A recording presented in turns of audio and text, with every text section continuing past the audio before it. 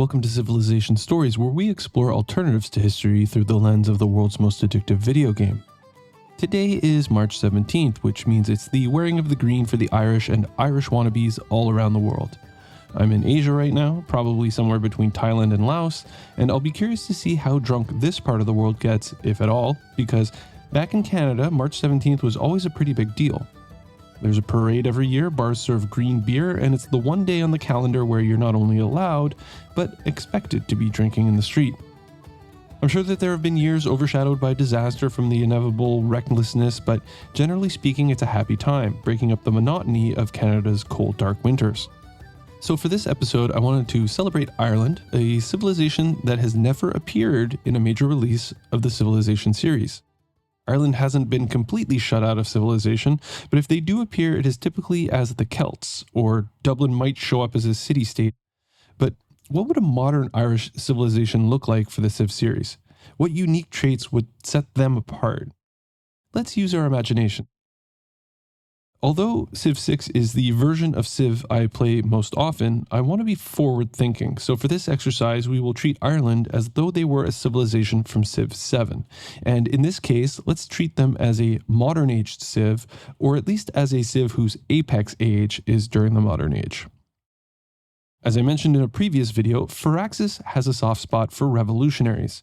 In the case of Ireland, it would be fitting to have Michael Collins as a leader in the game that could connect with the Irish civilization. Collins was a leading figure in Ireland's early 20th century struggle for independence from England. He fought with the Republican Army, served in the Provisional Government during the War of Independence, and helped to negotiate a truce that brought an end to the conflict and laid the foundation for the Republic of Ireland that exists today. He was murdered in an ambush as the fighting was dying down. He was only 31 years old, and he remains a popular folk hero in Ireland, with his grave prominently displayed at Glasnevin Cemetery in Dublin. The 1996 film, Michael Collins, stars Liam Neeson as the titular character. Collins' attributes as a leader in Civ are diplomatic and militaristic. His unique ability is Lion of Ireland. In the film, he reads a newspaper headline that says, "Dublin detective riddled with bullets." He then scolds the soldiers responsible, suggesting that expending 10 bullets is excessive when just one will do, adding, "Hey boys, you did well, but go easy on the riddling, will you?" Because he is focused on maximizing the effectiveness of every bullet, his ability allows the civilization he leads to earn production in the capital equal to 50% of the base strength of every enemy unit killed of another major civilization. He has a soft spot for civilizations at war who have negative war support, and hates civilizations at war who have positive war support. Ireland is a civilization whose strategy is focused on happiness and gold generation. Ireland's unique ability is Celtic Tiger. The Celtic Tiger ability adds a whole unique set of factory resources, including Waterford Crystal, Kerry Gold, Tweed, Guinness Irish Stout, and Bailey's Irish Cream. Each of these factory resources add +2 culture and +2 happiness, respectively.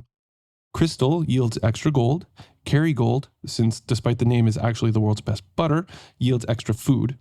Tweed yields extra science, Guinness yields extra production, and Bailey's yields extra influence. Each slotted unique factory resource also adds 0.5 extra railroad tycoon points, helping you reach that legacy, or now triumph, just a little bit quicker. Ireland can also build a unique quarter called the Brazen Head that is composed of 2 unique buildings, the pub and the ceilidh. Each pub adds +1 culture and +1 happiness to the city in which it is built. Each pub also adds +1 gold for every modern happiness building built by another civilization, which can lead to massive, passively earned gold profits. The suggestion here is that the Irish pub is the watering hole upon which all others are modeled. The ceilidh, a sort of impromptu musical gathering, also adds +1 culture and +1 happiness to the city in which it's built, but also adds +1 gold for every modern cultural building built by rival civilizations. Basically, the idea here is no one parties quite like the Irish. Ireland's unique military unit is the IRA Volunteer. This modern infantry replacement would have 3 unique abilities.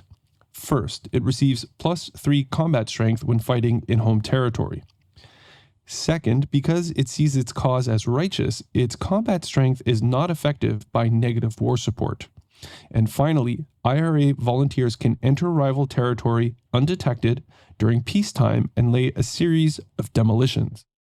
Similar to the Jaguar Slayer's trap, if a rival unit trips the trap, although Ireland receives no yield, it will pillage all buildings and improvements on the tile and can be used to significantly disrupt your rival's economy and its progress through the game. Ireland's set of unique civics are designed to give Ireland a leg up in happiness and influence through buffing the effectiveness of celebrations. Cead Mila Felcha, which means 100,000 welcomes, makes a rival's sanctions and espionage against Ireland cost triple influence.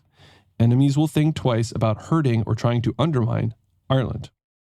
The Cladach Ring adds happiness towards the next celebration, equivalent to the influence spent on every endeavor.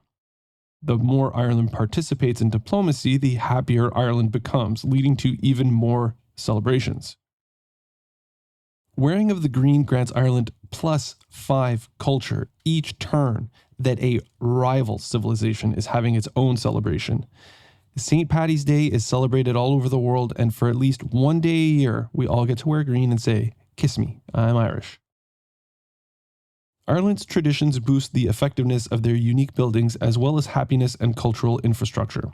Triple distillation, Ireland's unique way of making whiskey, adds +1 happiness, +1 culture, and +1 gold for every pub. Hurling, a popular local sport, adds +1 culture and +1 gold on every happiness building. And Riverdance, Michael Flatley's stage show that reached international acclaim and put Irish dancing on the map in the 1990s, adds +3 culture and +2 happiness to every opera house. Finally, Ireland would also come armed with a unique civilian unit.